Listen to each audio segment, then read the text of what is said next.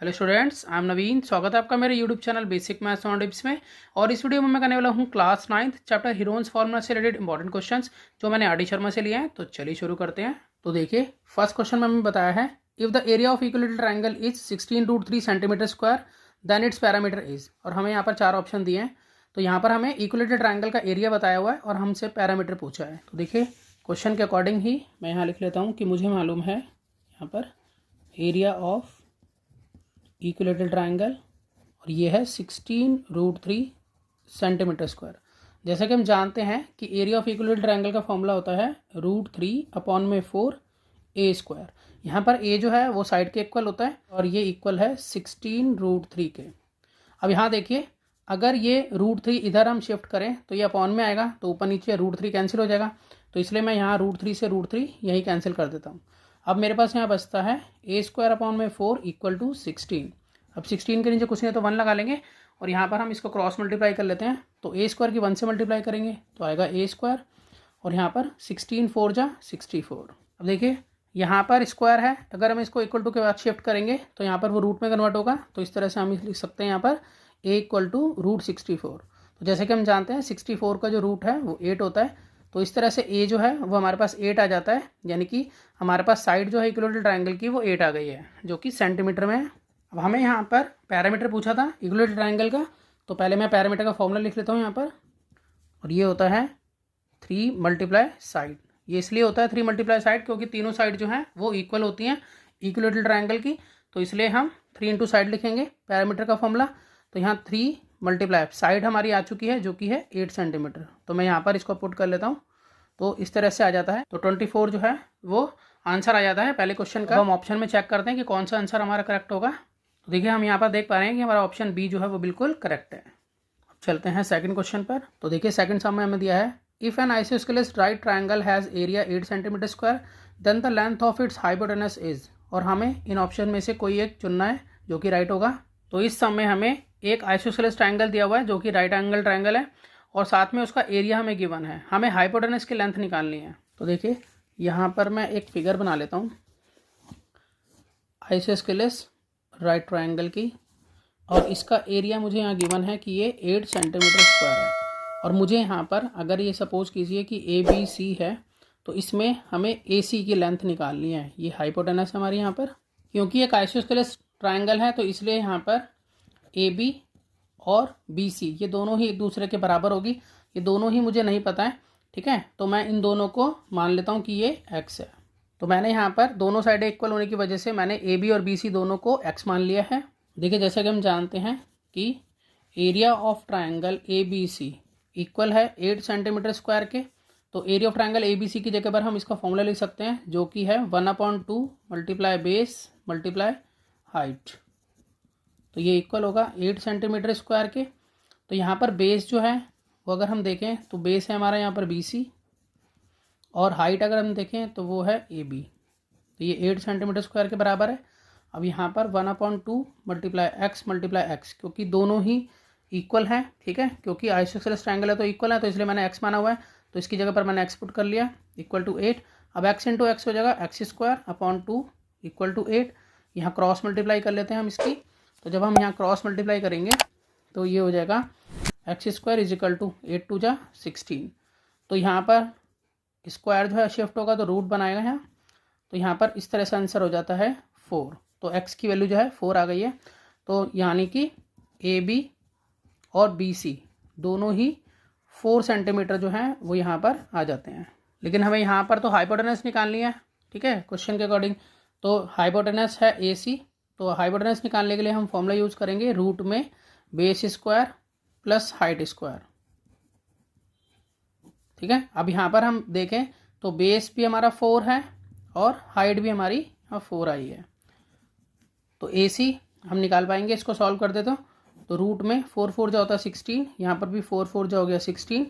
तो इस तरह से यहाँ पर आ जाता है ये √32। तो AC की वैल्यू जो है वो यहाँ आ गई है √32 सेंटीमीटर। हम ऑप्शन चेक करते हैं इसमें कौन सा ऑप्शन राइट होगा। तो देखिए, ऑप्शन A √32 इसका बिल्कुल राइट आंसर है।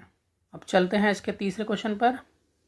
तो देखिए, थर्ड क्वेश्चन में हमें दिया है the length of each side of equilateral triangle having an area 9√3 centimetre square is. तो यहाँ पर हमें एक इक्विलेटरल ट्रायंगल की लेंथ निकालनी है जिसका एरिया हमें मालूम है। ये क्वेश्चन नंबर फर्स्ट की तरह ही होगा, ठीक है।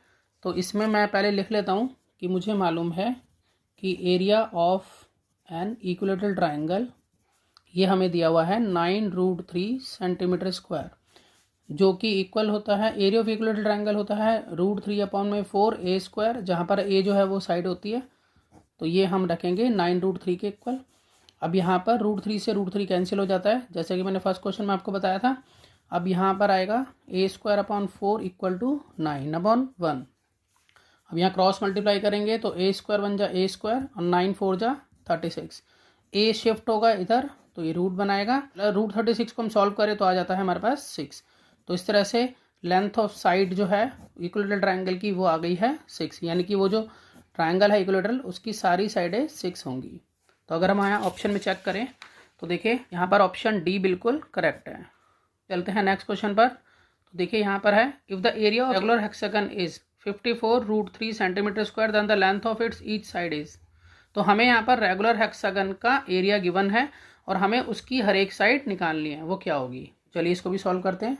तो देखिए सबसे पहले मैं यहाँ लिख लेता हूँ कि मुझे यहाँ पर मालूम है कि एरिया ऑफ रेगुलर हेक्सागन।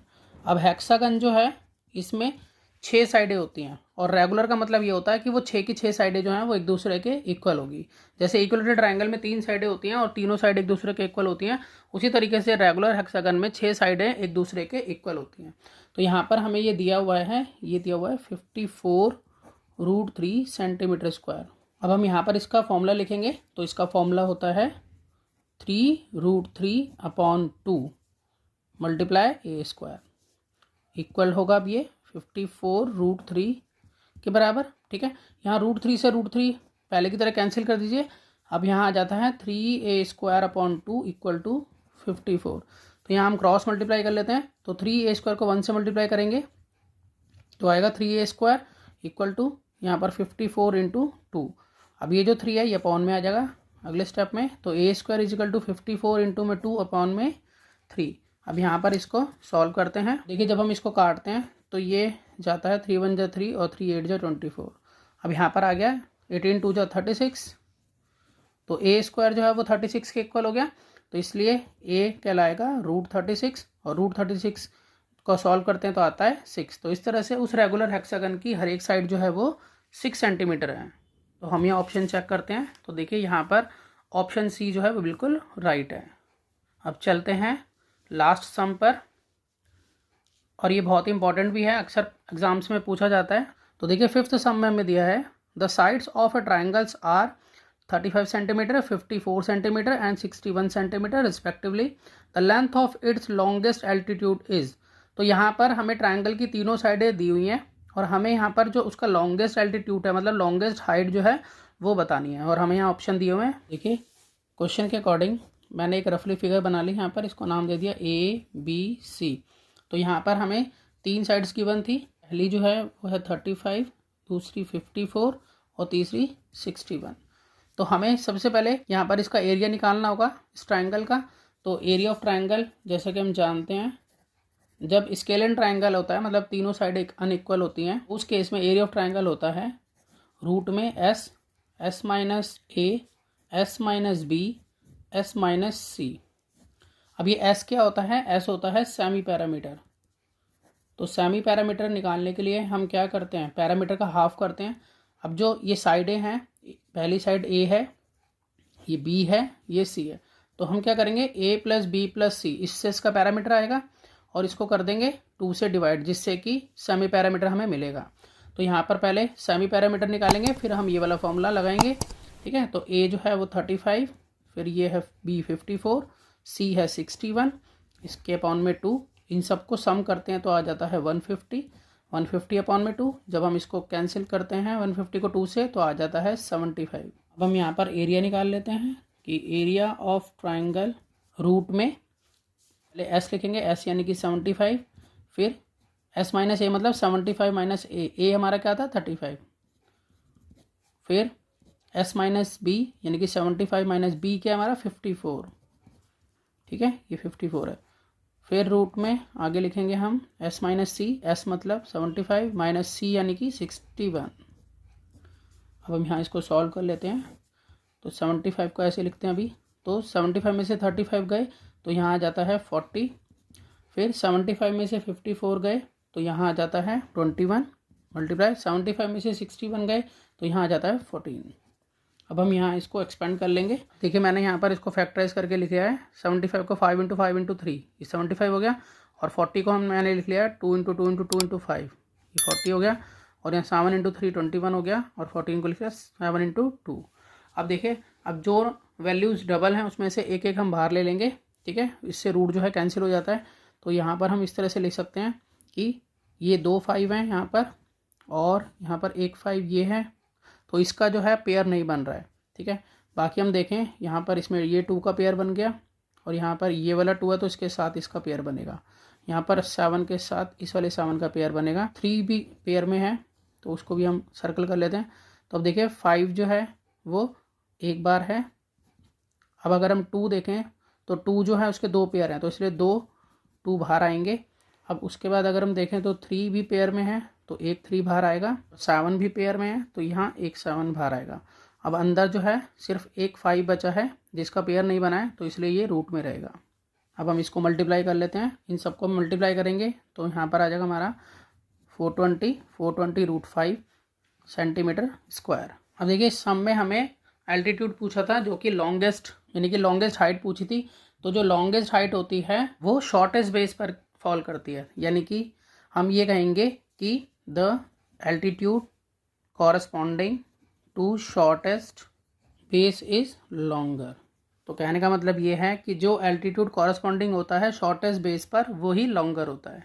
यानी कि जैसे कि यहाँ ये 35 है, ठीक है, और ये 54 है, ये 61 है। यहाँ पर जो लॉन्गेस्ट हाइट होगी वो ये वाली कहलाएगी, जो शॉर्टेस्ट बेस पे फॉल हो रही होगी। तो देखिए अब हमें एरिया ऑफ ट्रायंगल पता है, तो अब हम यहाँ पर हाइट निकाल सकते हैं जो कि लॉन्गर वाली हाइट है।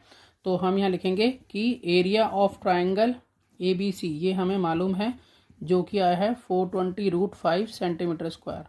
अब हम यहाँ लिखेंगे कि ये 1/2 बेस इंटू हाइट के इक्वल होगा, क्योंकि ये एरिया का फॉर्मूला होता है। अब यहाँ पर हम जो बेस है वो शॉर्टेस्ट यूज़ करेंगे तभी हमें लॉन्गेस्ट हाइट पता चलेगी। तो 1/2 इंटू में, अब बेस हम लेंगे यहाँ 35 इंटू में h इक्वल टू 420 √5। यहाँ इसको सॉल्व कर लेते हैं। तो देखिए क्रॉस मल्टीप्लाई करेंगे हम यहाँ पे। तो जब हम क्रॉस मल्टीप्लाई करेंगे तो h इक्वल टू 420 √5 और 2 से मल्टीप्लाई हो जाएगी, तो यहाँ 2 इंटू 2 लिख लेंगे और अपॉन में आ जाएगा 35। तो देखिए अब हम इसको कट कर लेते हैं। तो यहाँ पर 7 से कट हो रहा है, तो 7 6 जा 7 5 जा, ये कट हो गया। अब 5 से 60 कट जाएगा, तो ये कट गया यहाँ पे 12 जा पे। अब 12 इंटू 2 यहाँ आ जाता है 24 √5 जो है वो लॉन्गेस्ट हाइट आ जाती है हमारे पास सेंटीमीटर में।